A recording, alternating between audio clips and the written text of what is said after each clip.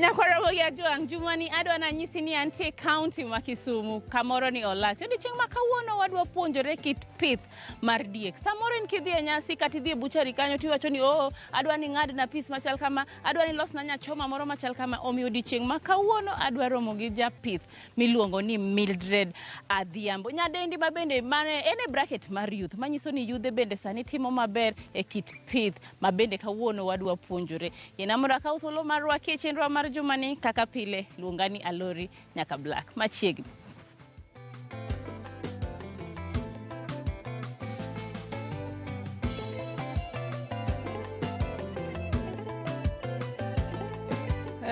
Amin. Idhi nade? Adhi maber. Ingima maber? An ba ngima kabisa. Amor ka nini? An ba mor kabisa. Magi te. Gin adi kata kapok wadhi mabuth? Magi sani gin 250. Mature females. Gi 10 bucks nitiere iye ka. 250. That is very interesting.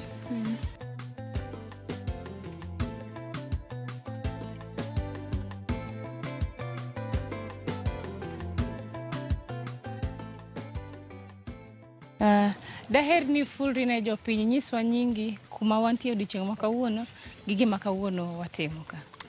Erokamano, an nyinga Mildred Adhiambo. Kama wantiere ni en Olasi, wantiere Nyando Sub County, Kisumu County. Farm iluongo ni Zamil Farms Limited. Erokamano. Ma paro mane manodonjo ni mineno ni ber kichako pidho diek? Nachako pidho diek kane amanyo kaka wanyalo konyore kaka jopith diek. Ma nikech pile pile king'iyo diel, tiyudo ka diel either en mar chak kata mar ring'o. To ne wamanyo gimoro manyalo miyo japith ring'o to miye chak bende at the same time to dongo piyo. Koro namanyo ma ayudo ni gala en gima nyalo timo gino, omiyo kawuono wan wapidho mana gala kende e diel ma wan godo ka. Kopogore gi chak gi nini ma bende iwacho, ang'o miyo in iwuon kidieny mar diel ma in godo ni ema niyiero kopogore gi maybe alpines moko ka? Diel ma wan godo ni en diel motegno kabisa. To dende bende dongo.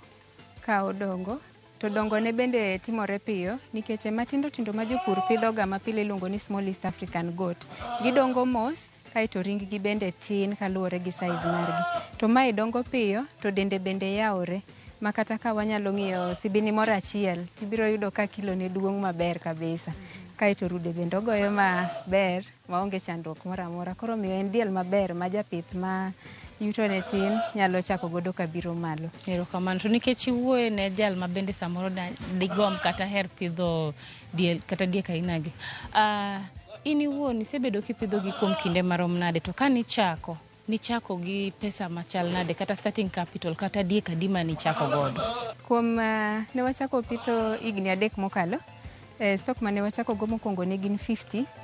To ne waparo ni 50 no nyalo nyuolore piyo piyo, but e kinde no ne pok wang'eyo gima onego watim maber kaka jopith. To ne wawito nus mar flock. Koro ne wadhi mbele gi 25 go kane wapidho gi, to koro ne wasebedo gi daktari ma puonjowa gima onego watim e farm kae pile pile. Nokonyowa kabisa ma number 1 o rise maber. E diere kanyo bende koro nwachako uso matin tin to wadhi, lakini higa mar 2 onge diel mane wauso. Omiyo koro sani watemo maintain flock mar 200 and 250 e puodho kaendi. Pesa mane wachako godo ne ok ng'eny ahinya kaluwore ni sami dwa chako gimoro itimo research, uso bende itemo uso. Ne en mana 70,000 mane koro watimo godo achumbo broking. Imanyo japur mantiere gi diel, imanyo japur madwaro diel, ine diere kae. Koro ne waomo negi to wakelo negi. To ne wayudo kama nomiyowa tich matek nikech kidwa nyiso japith ni kel pesa, adhi aom ni diel. Diel bende ok ing'e stoche maber kuma waecha. Seche moko ng'ato uso ni diel makata teko ne monyalo luwo godo sibini ma intiere godo koro onge. Koro emomiyo ne wachako wapidh mekwa go ema mondo wami jopith kaluwore ni koro wang'eyo history mar diel no maber, kit tuo monyalo bedo godo, kako tegno, rate modongo godo kaber. Emomiyo koro nwachako breeding.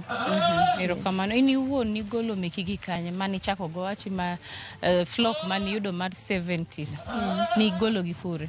Flock mane wachako godo ne wayudo kamoro ni Kiserian. Manani koro sani to apar kapod gintiere nikech jo Kiserian bende osechorore matin ka koro gikawo breeds mamoko, lakini wan pod wahero gala ni endi ema wadhi godo mbele. Erokamano. To sani owach ni bei chalo nade? Chiro mar diek sani chal nade? Chiro mar diek oseyawre kabisa. Locally, namba mar diek madwarore for slaughter ni malo kabisa. Ni malo ma osetamo jopith keep up gi chiro no endo. And chiro ma oko bende oseyawre kabisa. Jo oko biro Kenya ka manyo diek to gimanyo gi kumoro amora nyaka i Kisumbwa ka nitie to gibira giomo. Koro chiro ber kabisa. Sani kilo dhi gi 800 mar ring'o. Koro miyo japith moro amora mani oko kucho en kindewa mar bedo mamor. Gi dweche ma bende wadhiye. Bas, Christmas. Peak season, wacho ni peak season.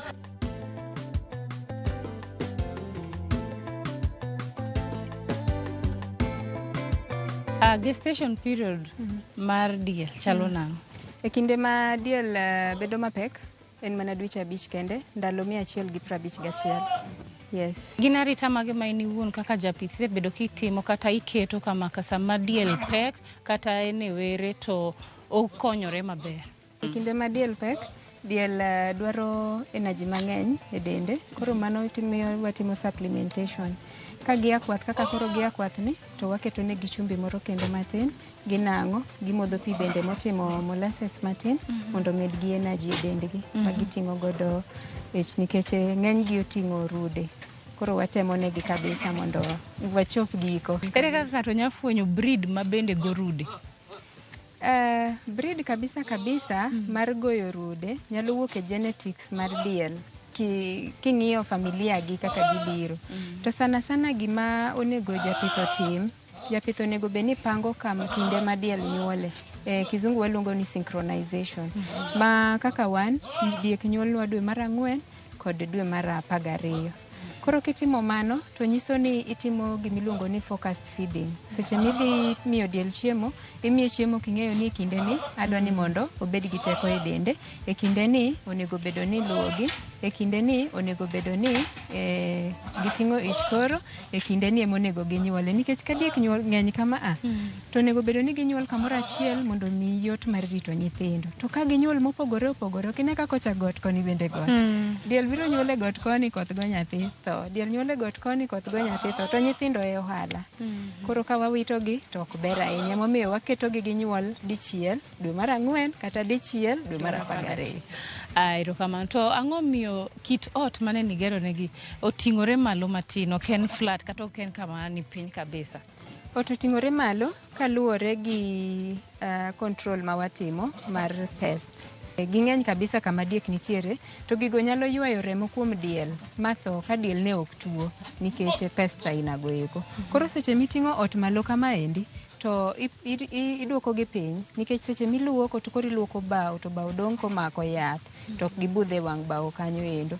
Koro miyo oduoko, kigero ot maina ni to duoko bei mar management piny kabisa.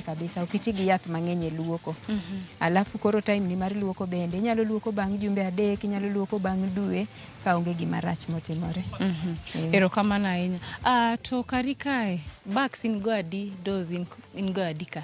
Diek ma wan godo masivini gin 250, nyugi ma wantiere godo gin 10. To 12 kende mwatiyo godo e season ka season. Yes. Kari kae diel motegno kata maduong' kabisa rom nade to en gi higni adi? Diel maduong' mogik mani ka ntiere gi higni 3. Mane chako godo? Mane wachako godo. En sibendi koso? En sibini. Nyuok wawilo higa ka higa. Sibini ntiere kamoro ka nyalo siemo ni gane ni machiegi. To koro sama wawach ni ntie diek mokonyore, gite iketo gi kamoro achiel koso ntie units mopogore kata udi miketo thenge ni magi ka diek okonyore to atero gi kama chal kama koso inywando gi kamoro achiel gite? Diek nikech wan gi nyuolnwa season achiel, pile wajaketo ga season no kochopo to nyithindo koro ninde ot manitiere tung' kocha chande to jonyuol gi dong' adong'a ka. Ot masani wakete lumni en kar nyuogi, ma nyuogi bede kinde ma ok wadwa ni mondo gichand mamine gi eki. Koro kodi en kor nyuok gi kor masibini gi nyithindo bende nindo tung' kocha. To wagologi agola gi dhoth matin, ka gitieko to waduokogi. Erokamano. To oko mar diek iwachoga ni ber. Inya nyiswa ni sama in iwuon in kae, ang'e ni samoro ichokogi, itiyo kodgi. Ber mage ma bende kopogore gi ring'o ma be wadhi yudo e diek gi, oko gi be konyoga, gikonyo nang'o? Wan gikonyowa e yor, en kaka koro yorwa mar nweng'o. Nitiere joma wachokonegi kanta kopong' en 20,000. Gichuloga chon mondo mi kopong' to wagocha gocha to wanyisogi ni koro pong' biuru ukaw. Manyiso ni by the time meno biro ini isetieko pesa. Setiek. Yes. Erokamano. To nikech kumaneno ikete diek gi, en kuma is very isolated, onge ji. Security kata alwora mantie kae chal nade? Security ber, gie sani anyalo wacho kamano. To wan bende kaka ng'ama mwandu ni nitiere kamoro, nitiere matindo ma watimo mondo wa improve security. For example, dhoudi ma wantiere godo gi, igogi kiful te. Chiedo bende kama wachiedo nyalo neno kaka kidi oluoro. Ok yot mondo diel oidh kidi, ok yot mondo be ng'ato oidh kidi ka nitiere gi diel. Erokamano. Watieko kidieny mokwongo kaka wuon adwa na par ni antie Olasi, Katito kata Kiero County ma Kisumu. Odiochieng' ma kawuono wapuonjore kit pith mar diek. Gin ang'o monego imi diek ka in iwuon idwa use kaka ring'o, to gin ang'o kit chiemo mane ma bende onego bed ni diek chamo mondo kidwaro chak bende yudo chak makare. Wadwa kawo dakika machuok wadhi e yweyo aeto bang'e waduogo. Kik idhi mabor.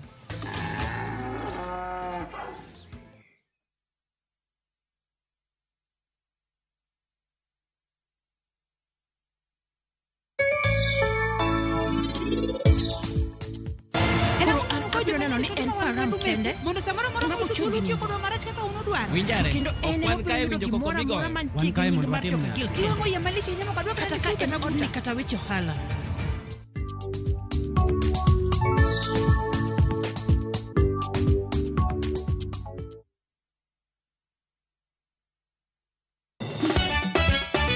Tugo koro eka iye ochacho. Party is a party. Ka gik moko medo mana fwenyore, to ngima bende medo bedo matek e boma maduong'. Gimoro amora ma Nyasaye omiya. Ok awene jachien. Yud mor e ngimani kokalo e gik matindo. Onge ka mwaluoro bwana ochiel chunye no wakete pilo wacha. Mia ne ngima nyar kochia, kod osiepene kachiel kod joodgi. Kata let te jiere ya e lak chogo. Ok ginyal weyi ma ok inyiero. Alo kaero joma hero walo. Alo kaero ng'at manyisa gik moko. Nyar kochia, tich abich ka tich abich, saa 1:55 otieno. Mana e Ramogi TV.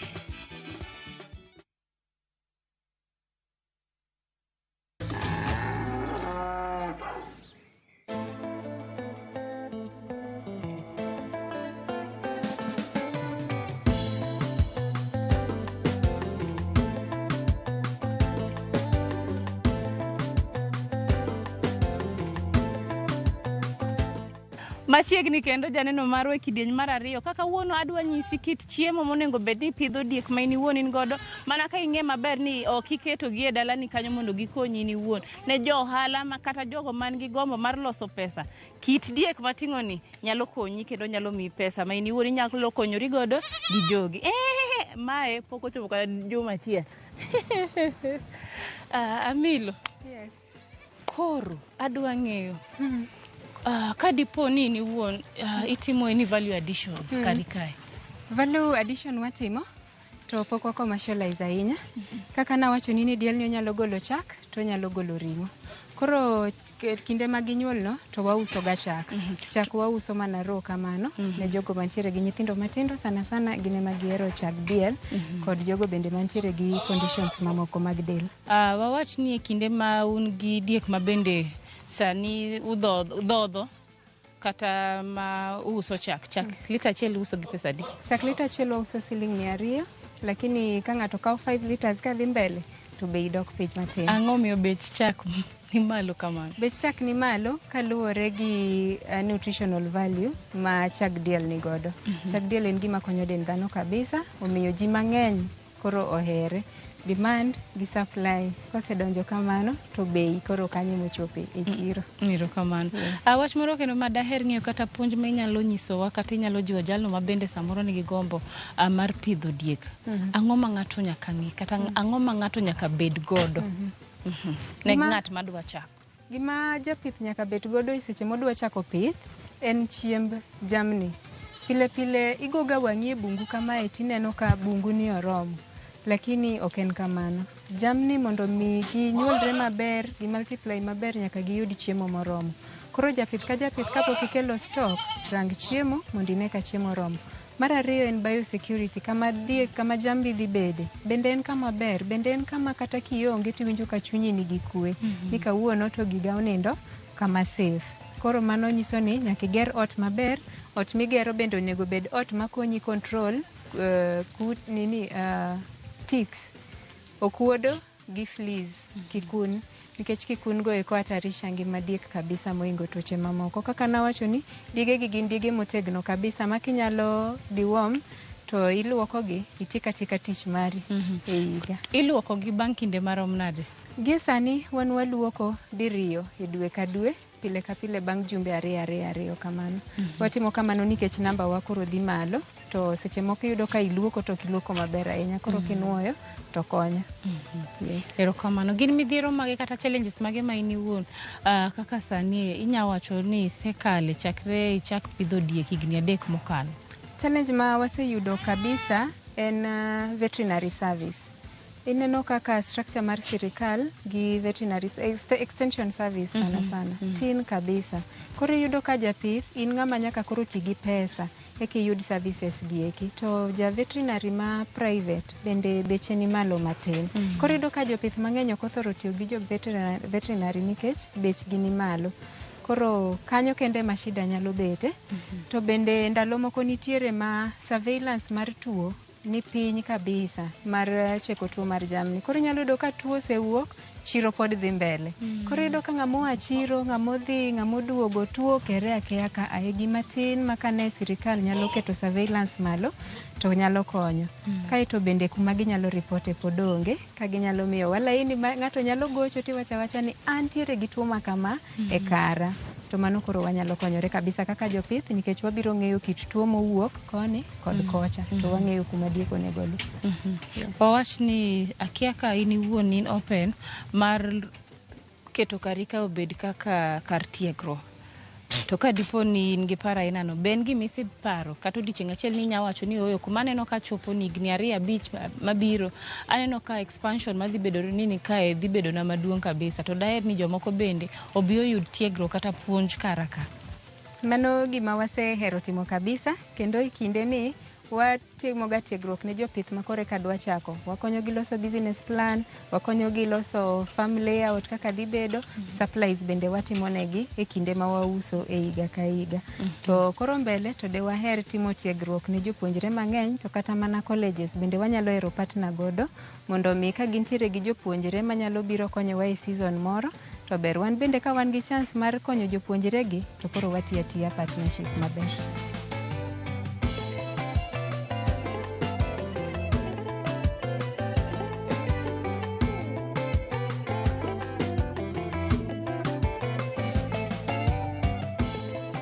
Ber mage ma in iwuon inyawacho ni iseyudo kata iseneno e kinde misebedo kipidho diek higni 3 gi? Higni 3 gieki alori aseneno ber mamoko to ok anyal kwano. To e kinde ni wantiere gi nyithindwa ma bende koro notieko skul. Mae gima gisomo, kuma ginyalo dhi ndike tich maduong' kabisa onge. Koro en wana dala ka ema gibiro gitiye. Nitiere kacha, watiyo kodgi e kinde ni endi mae kama giyude mshahara gi. Nitiere jogo bende ma gitiyo nikech wantiere kae. Kaka joma koro timo transportation, jok matimo no processing nikech nitiere ng'ato ma bende ok odwar diel ka ngima kama, odwa no change ne chuth mondo oterne. Koro value chain no endo king'iyo to wa support livelihoods mang'eny. An awuon mae kuma gole pesa, kiwinjo ni nadhi dala neno mama, nadhi dala neno dani, mane kuma ne pesa na oae. To bende pith diek osemiyo adhi kuonde maboyo matin kama kende gima wawacho. Koro miyo en gima ber, anyalo encourage ng'ato bende mondo chake. Erokamano. Akia ka bende nitie tuoche kata kudni ma bende samoro thagi gi diek to ka dipo ni nitie, ere kaka itemo mondo igeng'i kata itemo mondo kik tuoni ohinyi? Tuo nitiere, kata wawacho ni gala en breed ma otegno kabisa. Tuo nitiere magoyogi. Gimoro kaka pneumonia. Pneumonia kuom diel ok en tuo mar koyo sana sana kaka en kuom dhano. Pneumonia kuom diel en ni koma to maluwe no koseyueyo ne to maka to dhi. Koro gima watimo ga ndalo mang'eny, wa vaccinate chon ka tuo pok obiro. Mondo mi ka nitiere outbreak mora mbele, to koro yudo ka wan mekwa nosebedo vaccinated. Koro wa vaccinate higa ka higa dichiel. Watimo vaccination, wantiere gi protocol mar tuoche ma wa vaccinate go eko kachiel. Daktari biro to timonwa e puodho ka. Erokamano. A size mar diek iuso nang'o? In iwuon kari kae wawach ni maduong' mogik degni 3 cha ka dipo ni dwa use. Sani nyalo use gi pesa di? Degni 3 koro goldi. Mano kamiyo ng'ato to en 15,000 nikech chage koro duong' kabisa. Nyithindo bende koro seng'iyo gi nyuolo ariyo maonge shida mora amora. To kineno ka diel ni ka japur e kinde mang'eny, to ng'eni mano diel ma kite ber kabisa. Orito nyithindo maber, oting'o ich maber, konyuolo nyithindo to gin nyithindo motegno maber. Kendo mano e gima japith onego bedo ni timo ga e kinde duto. Nikech nitiere diel minyalo bedo godo, kawuono onyuolo nyathi otho, kiny onyuolo nyathi otimre nade. Mana sara. Koro onego bedo ni beto gi diel achiel ma kite ber, to over time kise observe kamano ema miyo koro bei bende dhi malo, nikech gima mino ang'eyo gimo dhi medi e wi pesani. To matin wach ni ainani? Ainani to koro pod tin ahinya, mae pod dhoth. Mae ka dweche ge ng'eny kabisa. Ma nonyuol dwe mar 6 kadhi rumo, pod otin kabisa, pod odhoth. Koro mae ok wanyal golo. Ka wagole to dhi chandi kabisa. Koro size mane ma in iwuon inyalo uso sani gi pesa di? Diel ma wanyalo chiwo sani dibedi kaka mae oringo.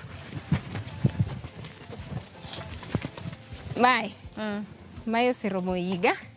Ma koro ma jaiga. Oseromo higa to bende oseluwe. Oseluwe, kineno kaka ere kaka ifuenyo? Koseluwe tibiro neno kaka imulo kae. Tiwinjo ka osechako biro matin, en gi ring'o. Kata kidiyo to golo chak moro kanyo matin mastiki. Koro ma size ni nyabedo pesa di? Koro size ni wamiyi mana 10,000 kende, sana koseluwe kama. To kapok oluwe? Kapok oluwe to koro wanyalo ng'ado ni 1,000 e wiye, ikawe 9,000. Lakini en diel maber, kata kiting'e, kitema ting'e kama tibiro winjo ka kilo ne ber. Kilo ne ni malo. Manyiso ni mekigi kabisa. Kit ring'o emomiyo bechgi bedo malo. Kit ring'o emomiyo bechgi dhi malo, to kata mae ka gemo ni mamagi, idhi neno kaka mamagi ogangore to duong' maber. Koro en kaka omedo budho, e kaka omedo bedo maduong'.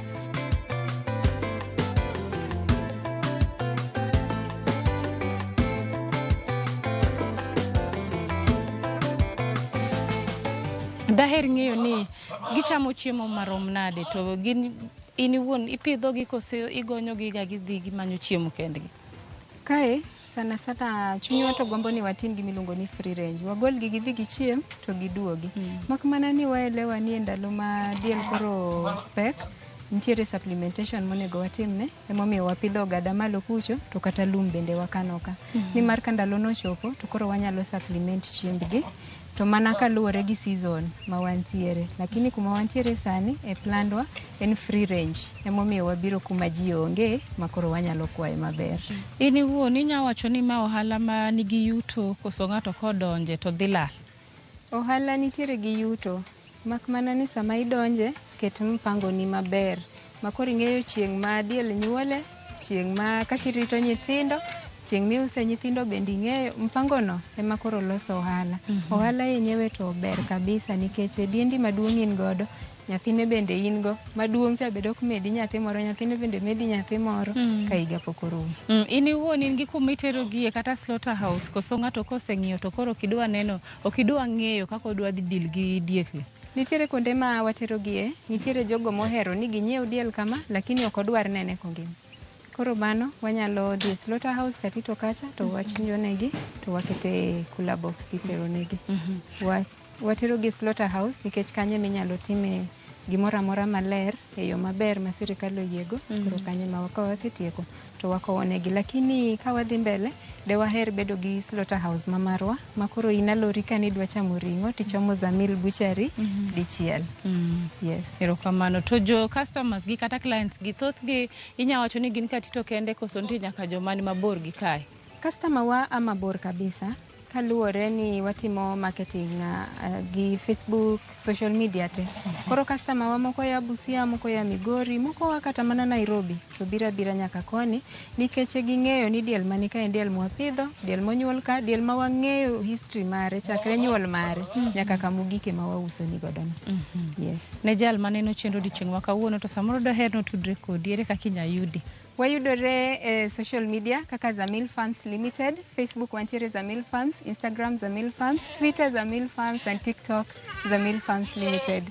Namba wa mar simo en 0793 031 645. Anyalo nuoyo kendo 0793 031 645. Wayudore Olasi, kichopo Kikatito, tibare yo madhi Awasi, tibiro malo nyaka Olasi Primary School. Ni pith diek en gima ber kabisa, to kendo kaluwo kae wanyalo time maber kabisa. Omiyo ka intiere gi nyalo pi moro mikano kamoro, yienwa wabi wakonyi mondo iket diek kanyo, wala nitiere.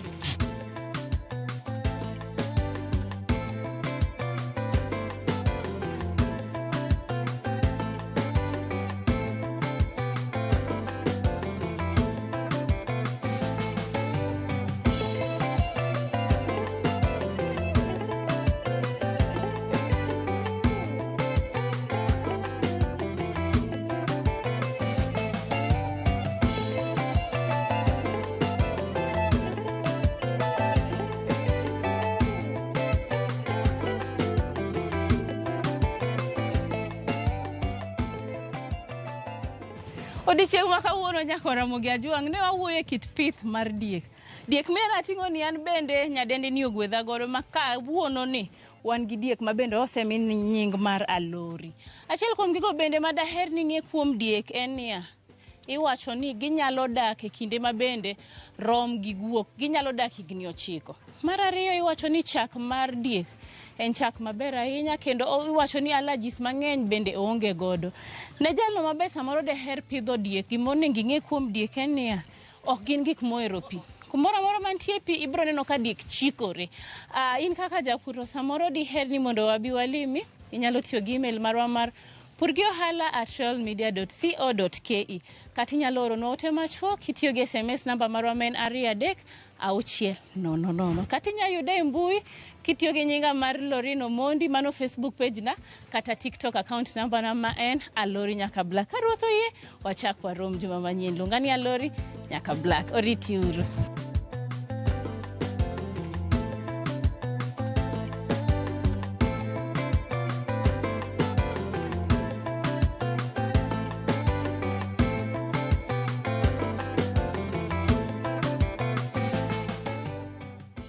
Mondo mine chenro ni kod mamoko mag pur gi ohala, donji e viewsasa.com.